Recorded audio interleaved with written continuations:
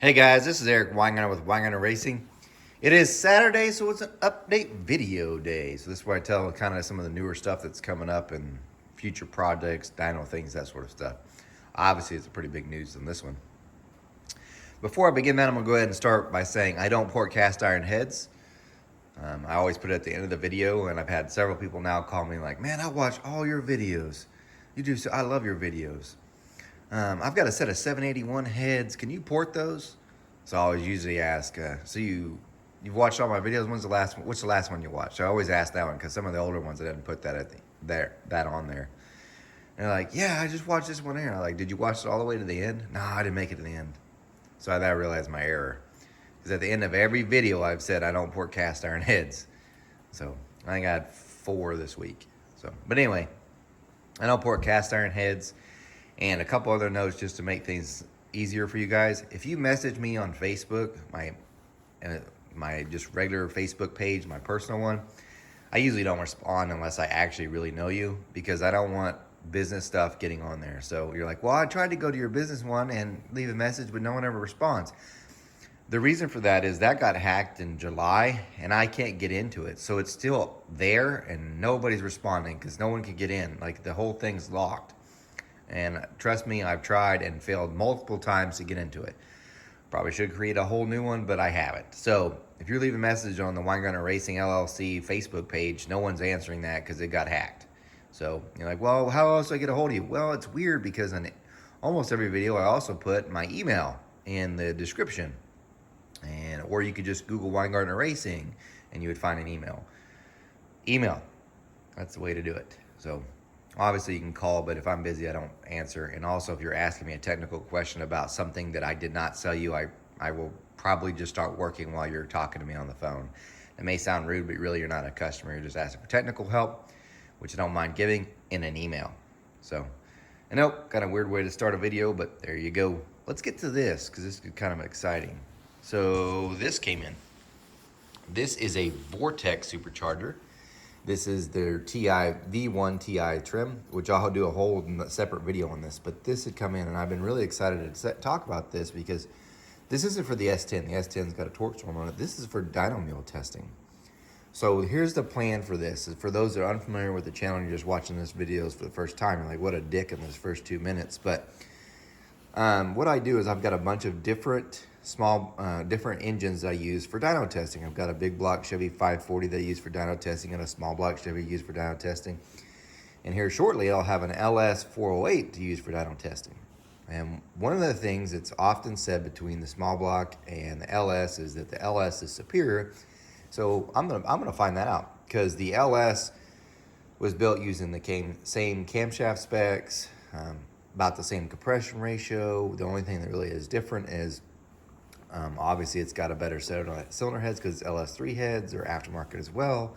And we're going to see how much actual naturally aspirated power difference there was between the small block Chevy and the LS, with both having the same camshaft, the same compression ratio, obviously different cylinder heads because you can't use small block on an LS and vice versa, sort of. But anyway, doing that. But the other thing is, a lot of people say, well, NA is dead.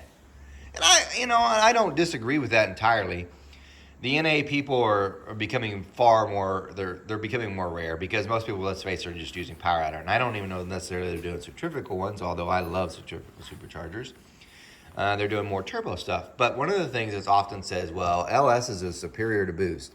And if you haven't watched this channel, you probably should. Grubworm Racing is a great one, because he did probably one of the better small block versus LS comparisons. And because so many of you are parroting dumb stuff that LS people say that isn't true. And what he has done is, because he's a machinist and he has the Grubworm, which has the stick shift record, and it's beating small block Chevy. I mean, it's got a small block Chevy, but it's beating LS's. He tells a lot of the things that I've been saying forever about why the small block Chevy is better for boost. But I'm going to test it on the dyno. So that's the reason for this. So it's a long-winded way of saying this is Vortex Supercharger is going to get put on to the small block Chevy. And we're going to test to see how much power it makes. Now, this is the TI trim. So I think they rated it at 900. What I'm going to do is I'm going to get it to the 1,000 horsepower. So I'm going to put it on the small block Chevy. we're gonna get to 1,000 horsepower. Whatever boost level that is, or whatever pulley it took to get to there, that's what we're gonna get, is try to get 1,000 horsepower, whatever boost level.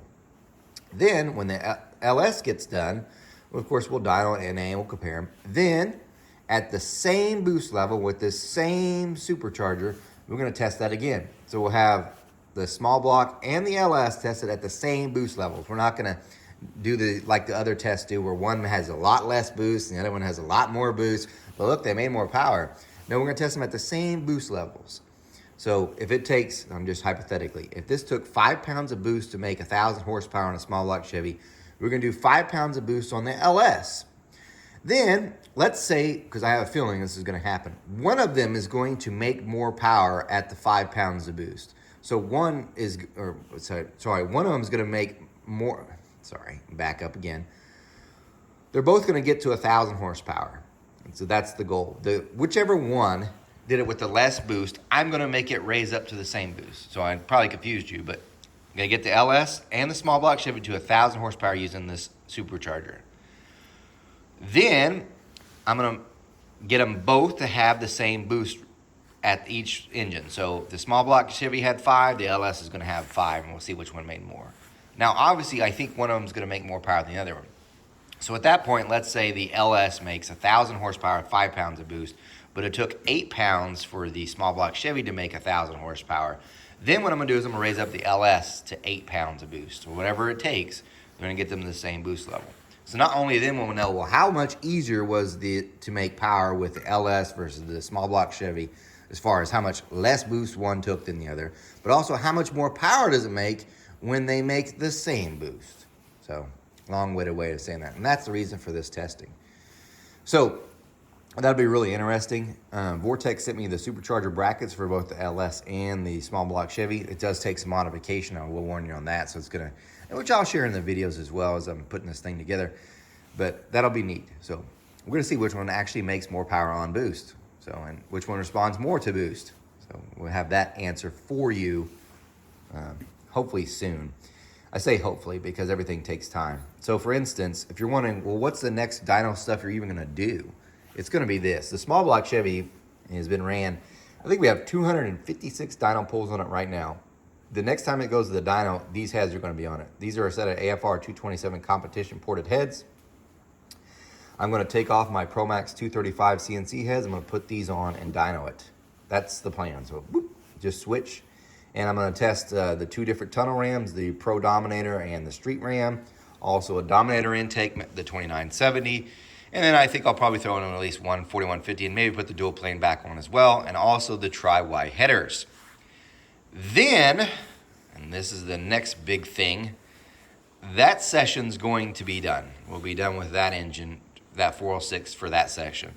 The next session after that is the 540 dyno mules going back on the dyno. Now here's the plans for it. On Monday, you're gonna get to see the actual dyno video for that one. Talking about the oil levels, oil pressure, and how much power was lost doing that. That's gonna be probably Monday's video, maybe Tuesday, depends on when I get it out. But that's the next, and it's a true technical video, ABA testing. It was very in-depth, and I didn't plan to do it, just happened to be that way. But the next time, so after this gets off, the small block Chevy gets off the dyno, the 540 is going back on, and here's the plan for it. Titan Speed makes a terrific oil pump. So what I'm gonna do is I'm going to get the 540 back on the dyno, pull off the pan, I'm gonna switch to the Titan oil pump, which is a gear rotor design. So a regular oil pump is a spur gear for a big block Chevy. And I'll just explain the difference in a later video. But I'm gonna switch to the gear rotor and we'll see which one actually makes more power. Then I'm gonna switch pans. So I'm gonna go from the hamburger pan that's on it now to a Moroso one that's very, very expensive and do that test again. Now I know some of you are like, well, Engine Masters, the channel had already done that test. You're correct. They have, 100%. And I don't take that away from anything else. But I wanna see how much it makes on my own. Not that I discount anything that they had done with that, because oil did make a huge difference, and no doubt. So, but I want to do that test anyway, because I want to see what power difference there is between a gear rotor and a spur gear, and also I want to see just what the pan itself does. So, and I know, like I said, other people have done it. I'm just doing that. Also, if there's time in that session, which I hope there is, on that 540. I'm going to switch to E85. Right now it's 12.3 to compression ratio, so we're going to go from 110 race gas that we tested on, we're going to test it on E85. That will end that dyno session. Then the next dyno session, so this will be the one after that, this small block Chevy combination was going to go back on. I'm going to test it with a better pan, because currently the pan on the small block Chevy has no windage tray, has no crank scraper.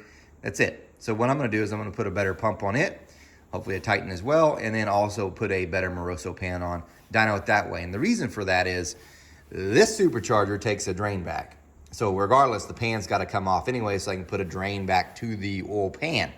So what I'm going to do is I'm going to switch pans at the same time. We'll dyno it NA with the new pan and oil pump combination, and then the supercharger gets put on. So, and then we'll see what we can do with this and how difficult this ends up being. Hopefully at that point I will have had enough money, or parts will finally come in, so I could finish the LS, and then we'll have the LS stuff getting done. And then maybe we can go back to the big block Chevy and hopefully have some really good cylinder heads to put on it and try to make considerably more power. But that's kind of gives you an idea what's going on. But this will be tested, and it's going to be cool. So finally some power out of stuff. You might say, why are you limiting yourself to 1,000 horsepower? Obviously, Vortec makes superchargers that make way more power than this. The reason why is it's on an engine dyno, and I think the engine dyno itself could probably go to like 1,500 horsepower.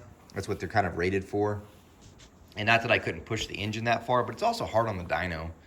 So 1,000 horsepower, that's a good number. It really is. Can it obviously make more? Could I get a better one and make more power? Yes, 100%. It's just more because I can make more tests and make the engine kind of survive. Remember, 256 dyno pulls. This thing is probably going to have over 500, because my plan is to freshen up when it gets to 500.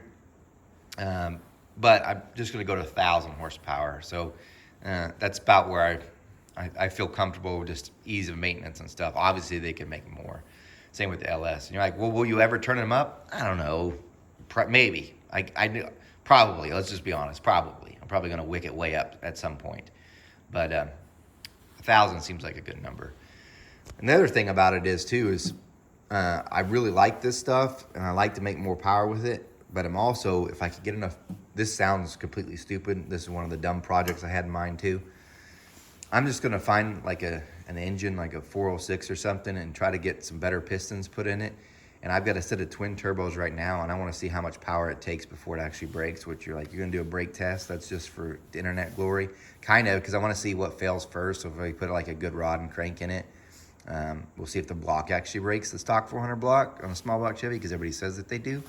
I think it'd be kind of interesting. I don't know. But I'll be like way down the road. So there's that. But here's something else interesting that also happened this week.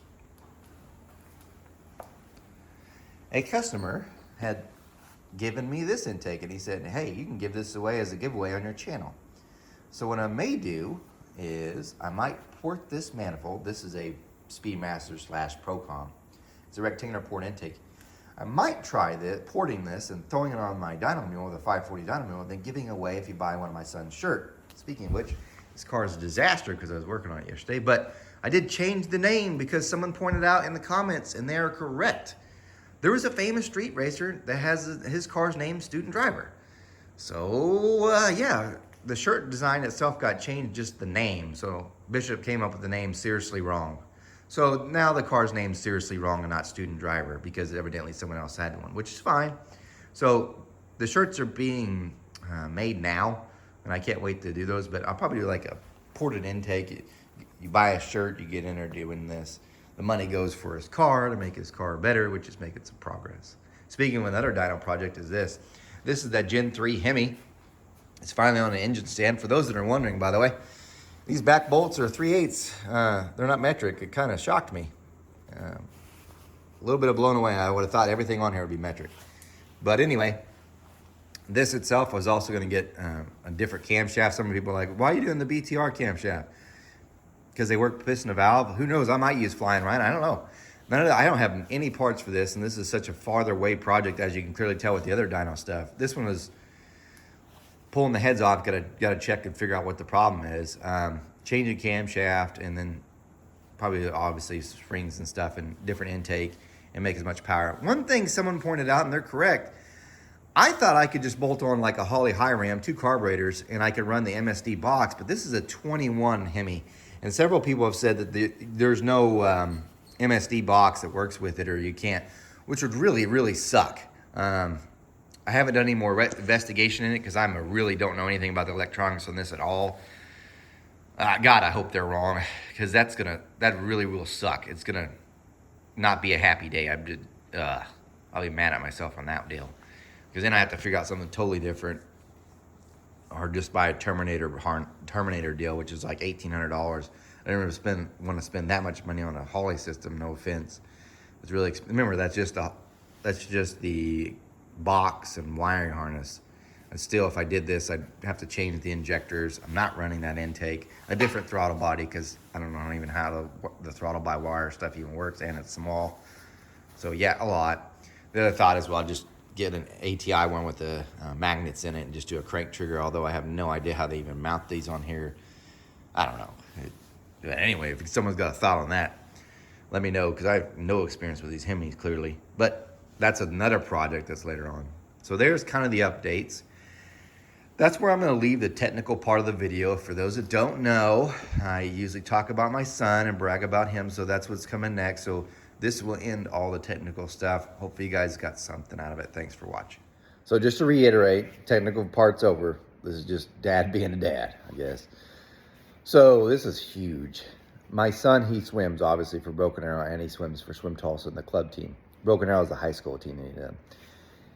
The last video when I talked about him swimming, he was at regionals qualifying for state, which he did. Yesterday, which would be Friday, was the first day of state. And the way it works is the top 16, because there's 24 total swimmers for each event, the top 16 get to go on to the finals on Saturday, today.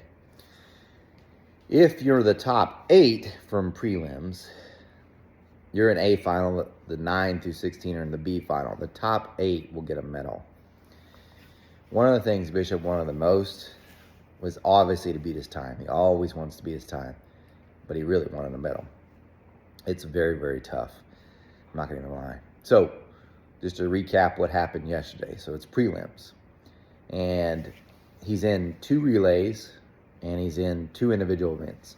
So the first one that he's up and is in his relay, it's a mixed relay. So you'll have someone doing, I'm being generic about this, but someone's doing the backstroke, someone's doing breaststroke, someone's doing butterfly. It's an IM, in other words, or medley, I think it's called.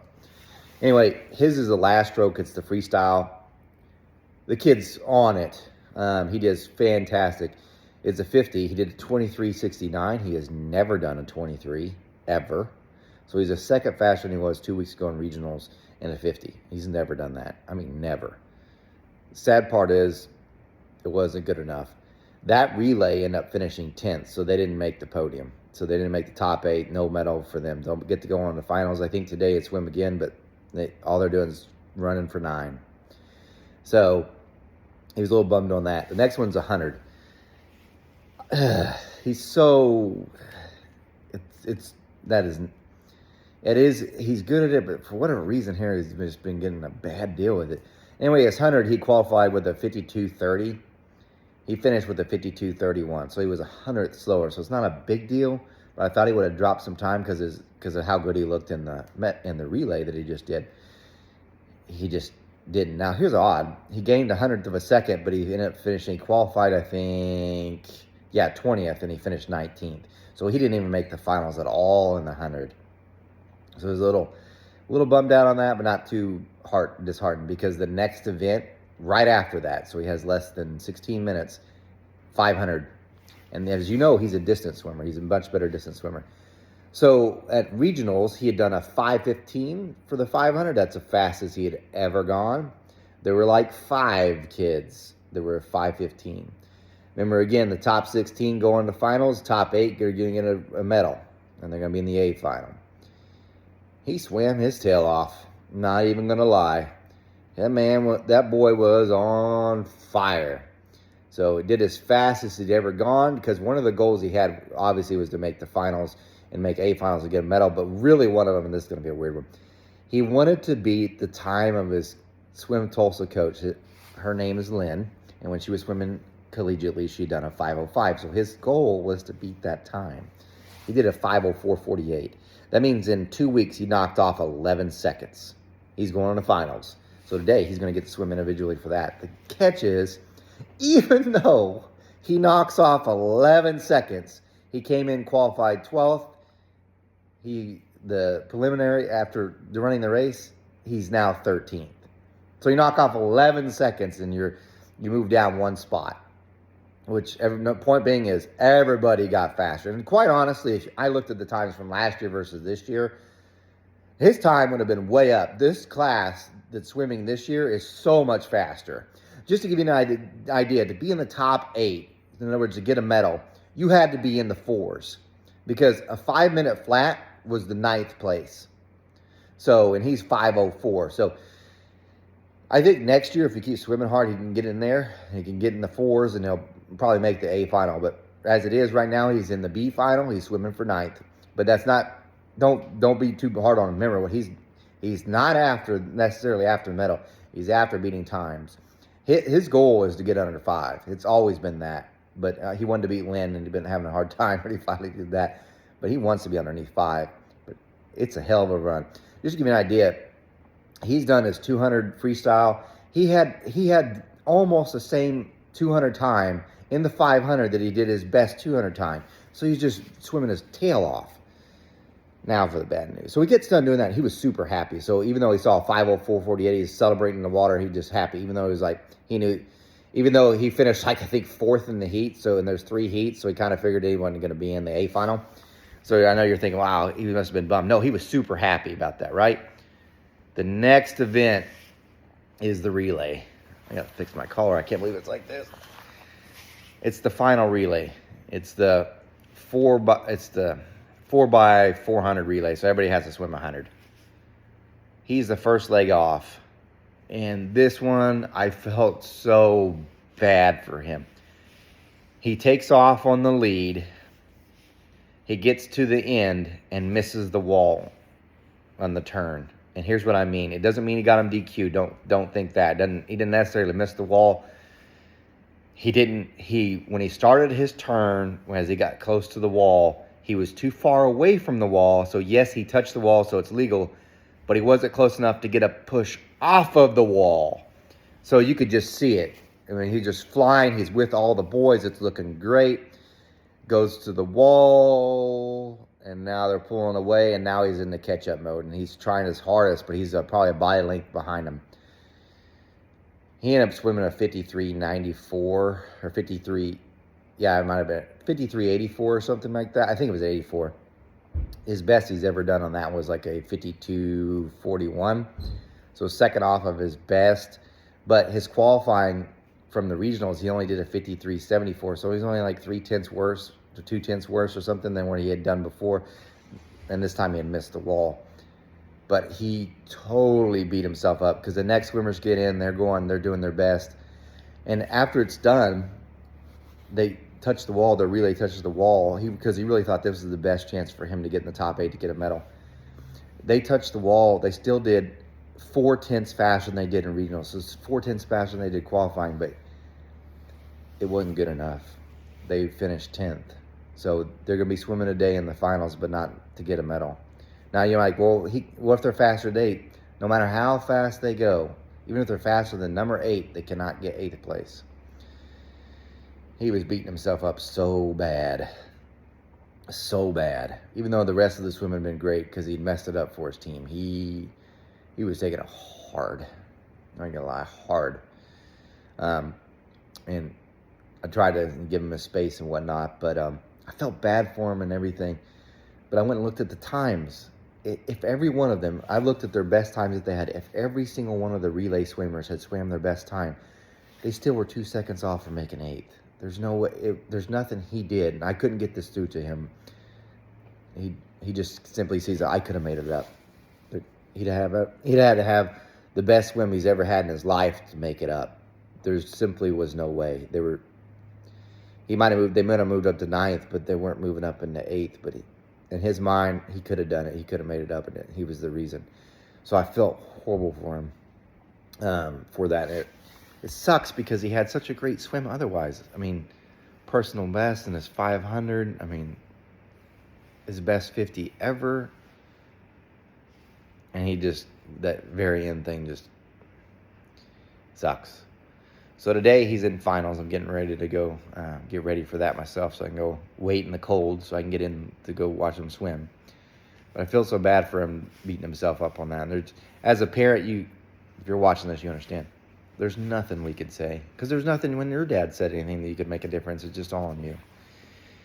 So it's something he's got to work through, and which I know he will. But I feel for him. So it sucks. But what he doesn't know is let me show you this. Hopefully this will cheer him up today because I did something stupid. Here we go. Watch this. I made shirts that we're going to wear that has his face on them today. So anyway, yeah, see, I got the Weingartner cap. That's him and stuff. But I'm not playing games. I had these shirts made, so we're going to wear them. Because yesterday we were wearing the Broken Arrow t-shirts that have the whole swim team on them and stuff. Well, I had these made anyway because all the kid does is play games. When he's not swimming, he's on video games. I ain't even lying. He'll work in the shop, and do that, but he plays video games. So it's like, by the way, having the deal here makes him look like he's got a fat chin. He ain't got no fat chin. But anyway, I'm going to wear this today because I got him for him. I think it's kind of cool. It's a good picture. But yeah, I hated to know I'm going to do that. So surprise! I'll probably be embarrassed. I think I embarrassed him quite a bit. I'm not trying to, but I'm certainly proud of him. But anyway. So keep him in your prayers today. This is it. This is his last high school event for his junior year. This is the last time he's going to get to swim with some of these seniors, and the senior class is fantastic. The whole swimmers team is fantastic. He's had great coaches all year. You might say, well, great. Now I don't have to hear you talk about your son and the swimming anymore. Kinda. In 2 weeks, he has club state.